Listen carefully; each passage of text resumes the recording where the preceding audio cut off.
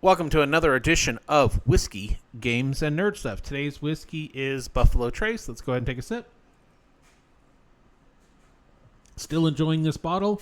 And today's Nerd Stuff is a cool artist proof that I got from Bruce Brenneise. Apologize if I said that name incorrectly.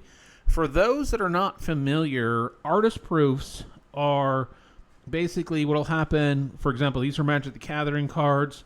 And when a company commissions the artist to do the art for a card, they'll get a certain number of artist proofs. And how you can tell the difference between an artist proof is the back of the card will be blank.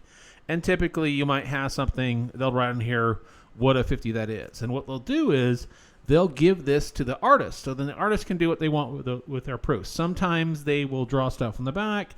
Some will do a commission for it. And some will just, have the number on here and they'll sign it. And there is a market out there for people who collect not only Magic the Gathering, but other collectible card game or TCG artist proofs.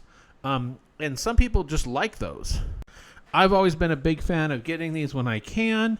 And for those that want any of his artwork, there's the card. There is the back of it. He had a binder full of artist proofs.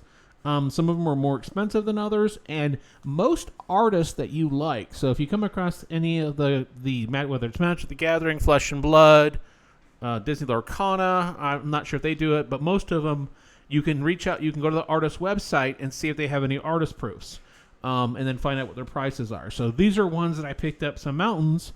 One, because again, I like the artist proofs. And I do have a deck, a Krenko deck, that I have a lot of alpha and beta lands on. And I've always wanted to throw in a couple artist-proof lands in there as well. So I'll probably throw in there at least one of those in there. The rest of these I'll add to my collection. But I really think these are cool. Always been a fan of collecting different kind of mountains. And this is definitely going to go into my collection of artist proofs. Would really love to hear people comment in the comment section. Do you collect artist proofs? Did you even know this was a thing? Did you know that you can contact various artists and ask for them and ask them even to draw original art on the back of it and send them out? And for those collectors of artist proofs, I really would like to know, how many do you have? How many of you have maybe one or two? How many of you have 100? How many of you try and get an entire set, or does anybody that you're aware of have an entire set of artist proofs for any one particular set? I always thought that would be a cool thing, is to go out there and try and collect an entire set of artist proofs, which would be a little expensive, a little bit time consuming. Would really love to hear if anybody has one out there. Would also like to know, what is your most priceless artist proof that you've gotten? And when you get these, would you want the author to sign the front? Would you want would you want the artist to sign the front? Would you want the artist to sign the back? Or would you want to leave them blank? Me personally, I think it's really cool to have the artist sign the cards and have that. So not only do you have the artist proof itself, you've got the artist's autograph, and what was really cool is having a conversation with the artist. So one of the things that I've always liked about going to the various conventions is when you talk to these artists, very rarely do you come across any that aren't a pleasure to talk with.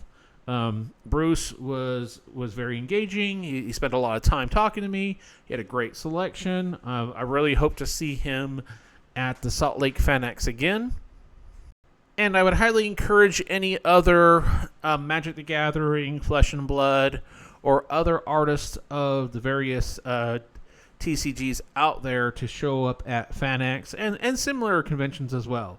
I think especially if they advertise, you'll find a lot of people likes these, a lot of people will collect these, and a lot of artists will bring in their actually playmats of their art. They'll bring in all kinds of different things. So there's always some really cool stuff there. Let's go ahead and take another sip. And this is just something I wanted to show briefly. Not going to spend a whole lot of time talking about it, but I just thought this was cool and wanted to share. Until next time, folks, cheers.